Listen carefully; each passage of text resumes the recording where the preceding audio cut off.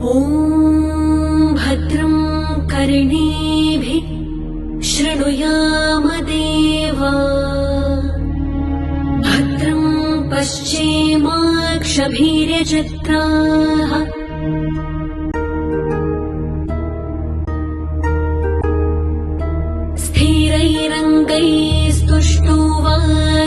स्थिरैरङ्गैस्तुष्टुवासस्तनूभिः व्यशेम देवहितं यदायुः ॐ स्वस्ति न इन्द्रो वृद्धश्रवाः स्वस्ति न पूषा विश्ववेदाः स्वस्ति नस्तार्क्ष्यो अरिष्टनेमि स्वस्ति नो बृहस्पतिर्दधातु ॐ शान्ति शान्ति शान्तिः।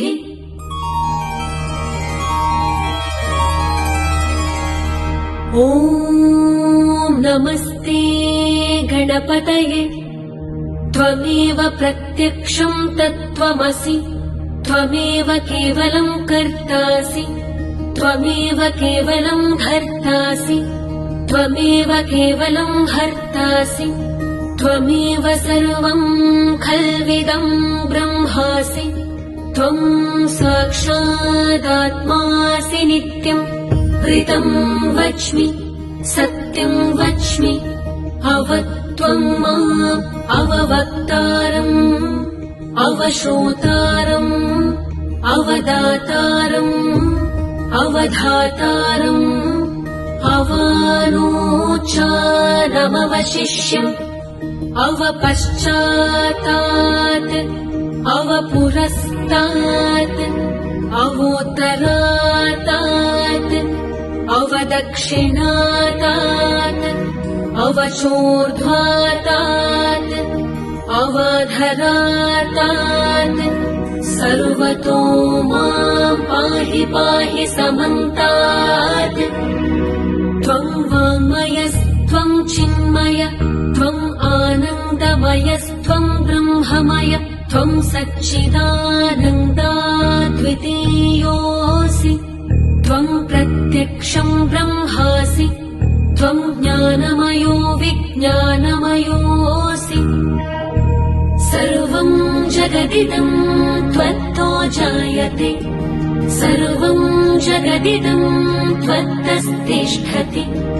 सर्वं जगदिदं त्वयि लयमेष्यति सर्वं जगदिदं त्वयि प्रत्येति त्वं भूमिरापो नलो निलो नभः त्वं चत्वारि वाक्पदानि त्वं गुणत्रयातीतः त्वं देहत्रयातीतः त्वं कालत्रयातीतः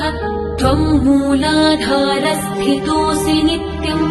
त्वं शक्तित्रयात्मकः त्वां योगिनो ध्यायन्ति नित्यम् त्वं ब्रह्मा त्वं विष्णु त्वं रुद्र त्वं इन्द्र त्वं अग्नि त्वं वायु त्वं सूर्य त्वं चन्द्रमास्त्वं ब्रह्मभूर्भुवस्वरो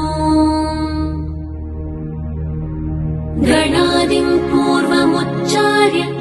वर्णादिं तदनन्तरम् अनुस्वार परतरः अर्धे तुलसितम् तारेण रुद्धम् एतत्तव मनुस्वरूपम् गकारः पूर्वरूपम् अकारो मध्यमरूपम् अनुस्वारश्चान्त्यरूपम् बिन्दुरुत्तररूपम् नादः सन्धानम् सहिता सन्धिः सैषा गणेशविद्या गणकर्षिः निःसृद्गायत्री छन्दः गणपतिर्देवता ॐ गं गणपतये नमः। एकदन्ताय विद्महे वक्रतुण्डाय धीमहि तन्नो दन्ति प्रचोदयात्। एकदन्तम् चतुर्हस्तम् पाशमङ्कुशधारिणम् रदम् च वरदम् हस्तै बिभ्राणम् मूषकध्वजम् रक्तम् लम्बोदरम् शूर्पकर्णकम् रक्तवाससम्